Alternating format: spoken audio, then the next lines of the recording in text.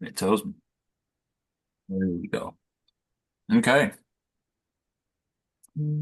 Ladies and gentlemen, if you're seeing this, this is not a dream. I am joined today by Jacob. It's been a little minute. A lot has transpired since we were last on this channel together, but we are both here today. We have so much to talk about, going from NBA Finals to trades that have already started happening to the NBA draft, which Jacob has really been locked in on. Um, Jacob, it's a pleasure to have you back on here, man. I tried to hold it down for as long as I could, but I it didn't feel the same. I just couldn't keep doing it. It's an honor to have you back. Yeah, glad to be back. I just had a lot of stuff going on during the season. Didn't watch a whole lot. Didn't have a lot of time. Um, yeah, I've been keeping up with draft stuff, mainly the top, couple picks because that's where we fell gladly. Um, wish it was further, but glad to be back. Yeah, it's good to have you back. Since you haven't been here since the debacle that was the Sixers 2024 2025 season, what are your overall feelings about it? Like what do you walk away from that this lost season? Like what is the overarching feeling for you as a Sixers fan? Um, should have lost more games. We got a higher pick, chance of a higher pick, but they played old. They said at the press conference they played old. They want to get younger, faster. I think we had one of the oldest rosters in the league, one of the shortest ones, I think. They just want to get younger and more athletic. That was a big theme, or going to be the big theme. But yeah, disappointing year. I think both of us had them at 3 coming into the year. That's right. Um, so yeah, disappointing year, but saw some growth, saw some good young guy play from the young guys, but overall disappointing. Yeah, for someone who watched like the beginning of their demise and then didn't really want to watch them play anymore because it wasn't very fun to watch. I don't blame you. I don't blame you for being kind of checked out for the most part Oh, on. I was locked in. I watched every game, no matter how bad it was. But Oh wow. yeah, watched every game except maybe a few, but turned it off a couple fourth quarters when it got ugly. But yeah, I liked watching the young guys develop. They can't say you're not a real fan then. Yeah, it was a hard watch. Yeah. No, trust me, I've been through some of the same. I've been through some of the same with my Blazers, but um we're here today. I guess we should start with what transpired yesterday at the wrapping up of this past NBA season. Very long season. We rarely get basketball into the later part of June, which is really nice that we have this short turnaround from the finals game 7 on Sunday to the draft on Wednesday. And then Summer League will start here in just a few weeks, and we'll have our fix of basketball. Well, it's going to be right there for us again. But Yep. yesterday, the season wrapped up. So much hype for this game 7, and unfortunately, Tyrese Halliburton goes down with the injury in the first quarter. And I don't know about you, Jacob, but I was just devastated. I cannot get past the pain of watching that injury for the rest of the game. I watched it, and of course, I am glad for OKC. I'm happy for OKC that they won. They were the best team all year. They played their typical OKC game last night to close out the series, but it just didn't hit the same as it would have as if Tyrese Halliburton had been on the floor, especially with what he had been doing in the playoffs for the Pacers. What did you think about the finals? What did you think about the Pacers run? And do you think that if Tyrese Halliburton had not gotten injured, do you think that they could have won that game last night? Yeah, it was a good finals overall. I hate it kind of came down to Tyrese getting hurt, but that Pacers had a good run, just like last year had a good run. Uh, it really didn't matter to me who won the finals. I didn't have a dog in the fight. I liked both. I like both teams. I've been high on both teams for a while. Um, but yeah, I'm glad OKC won, got the ring. I think the youngest team in the league, I believe the youngest team in the league, or at least I know They're the one second of. youngest team. The youngest team is the Blazers right now. Yeah, so I know one of, but I hate it's unfortunate that he got hurt. That's the third Achilles injury in this playoffs. I think from both all three coming from a calf strain or some sort of leg injury. But they had another good run. I think I told you this during the game. it's kind of good they traded their pick back from New Right. Orleans. Yeah. Um, which I doubt they just expected him to get hurt like this and be out some of the year. Just hey, he got hurt. Just get our pick back for next year. You never know what'll happen. Um, my biggest thing is all the injuries in the East. The East is going to be wide open next year. I know we'll get into it more later in the offseason, but the Eastern Conference is wide open for anybody next year. It really feels like it. It's unfortunate, of course, but Um, it's really anybody's season next year. And that's kind of how it felt, these playoffs with, New York being able to take down Boston and Indiana being able to Yeah, take down Cleveland. That was unforeseen to me. And I think I'm going to stop doing the thing where I'm like, the conference finals is decided. It's going to be the Celtics versus the Knicks. It's going to be the Celtics versus the Cavs because decided January 1st. right. I'm not gonna fall into that anymore, especially with the Eastern Conference because almost every time now we've seen it never ends up going that way, whether that be because of injury or because a team gets hot like the Pacers did, or a combination of the two. So, but yeah, I got to give the Pacers their flowers. They were outstanding, even though they didn't win. It's one of the it's going to be remembered their run for years and years and years down the line. Um, I know that you're a big TJ McConnell guy playing for the Sixers formerly. He had an outstanding run. I want to give a big shout out to Andrew Nembhard, Aaron Nesmith, of course, Pascal Siakam. I know we were on here after the Pascal Siakam trade last season and we were like, what is the realistic ceiling of this team, even though they added Pascal Siakam? And I went back and I watched that video, and we still did not have them as realistic title contenders.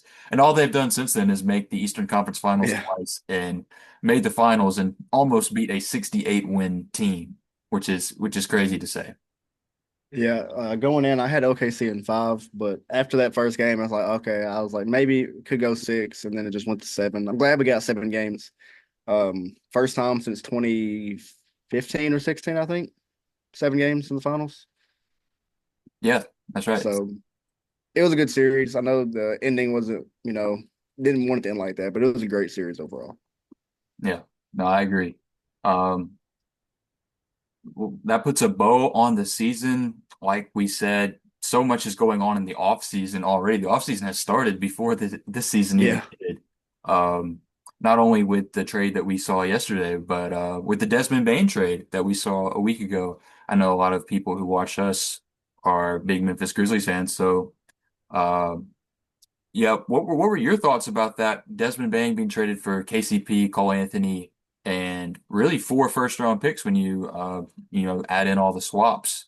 I thought that Yeah. um, I thought that it was a good deal for both sides, especially with the East being as wide open as it is now Hmm. for Orlando to go ahead and try to compete as well as high as they can.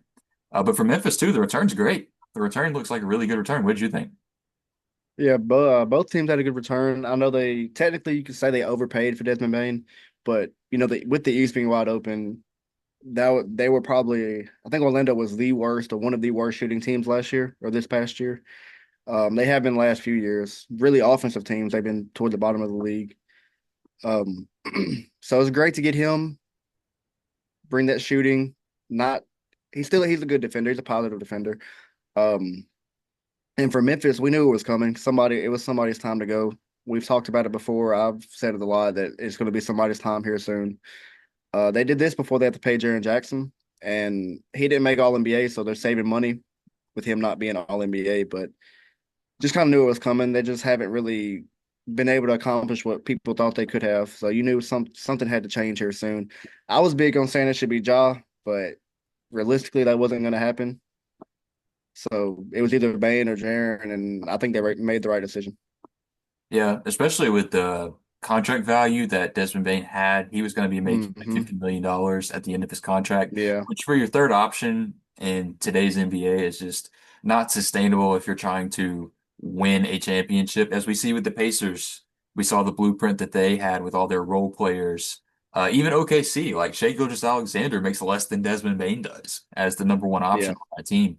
So the second apron, all that has thrown kind of a wrench in a lot of teams' plans, especially this other team that we're about to get to in the trade they made, the Phoenix Suns.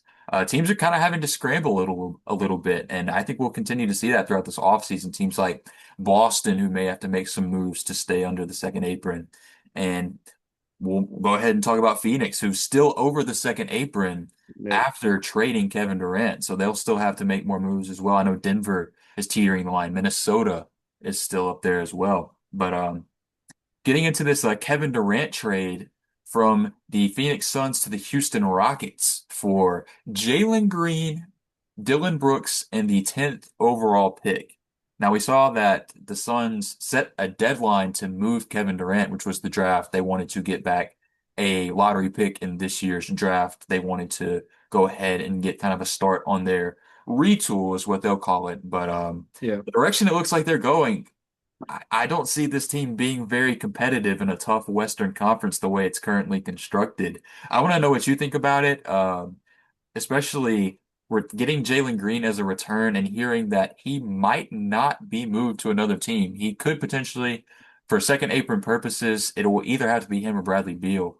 But the Suns are kind of hodgepodge right now, and they look like they have some confusion about what direction they want to go. What do you think about the direction of the Phoenix Suns? Yeah, they should try to flip Jalen Green. I doubt they might not be able to. I know he has a payday coming up this summer, maybe next summer, I think. And with Bradley Beal's no trade clause, he gets to pick where he goes if he goes anywhere. So it's almost impossible to move him for a good return. Um, but overall, the trade they for Kevin Durant, it doesn't seem like a good trade. But looking at it, there was nobody really had any leverage. Teams had the leverage against Phoenix. They kind of just settled on what they could get, and like you said, they had the deadline for the draft. Green, Dillon, and the 10th pick really isn't that bad. They have 5 seconds, 5 second rounders, which that'll help cap flexibility and bringing guys in too. Um, but overall, yeah, like you said, they're not really going to compete unless they do something else. Which even then in the West, you're not going to compete anyway, probably. So they might be a play-in team if you know that.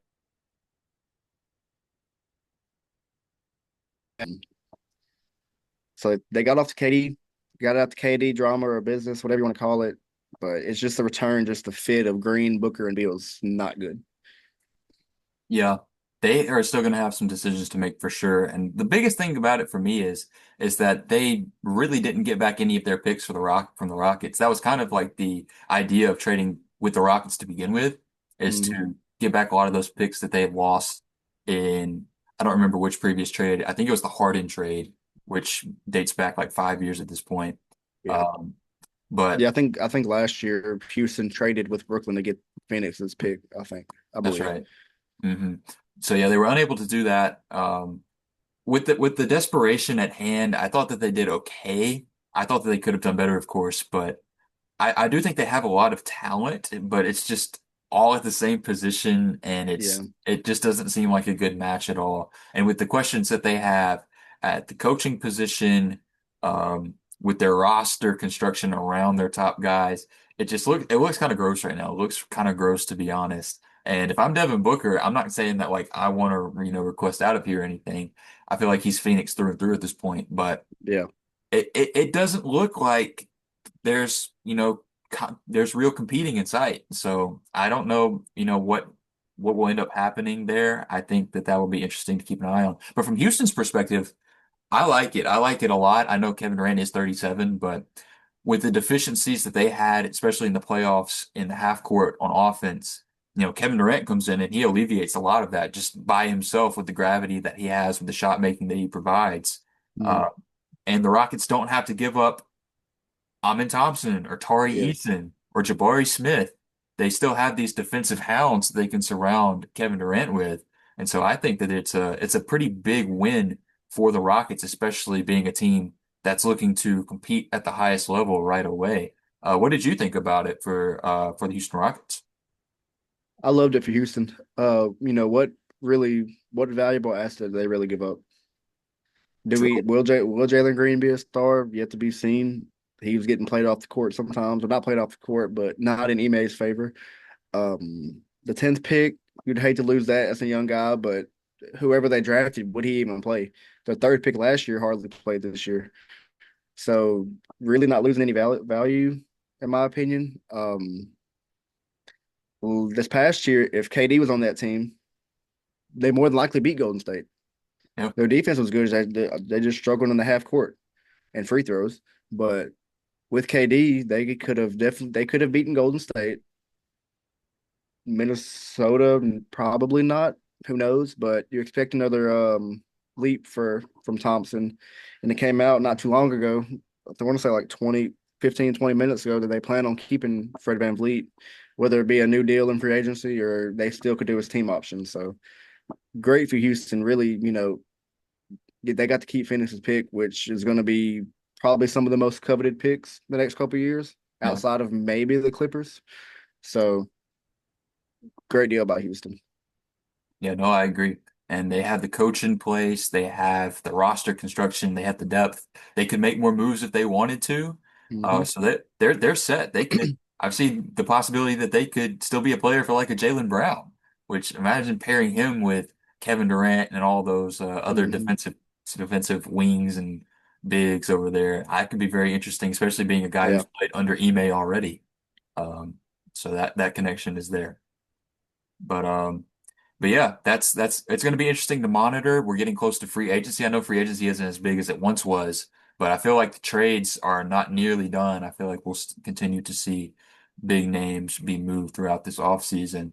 But the meat of this episode is dedicated to the draft, so we're going to get to some of that.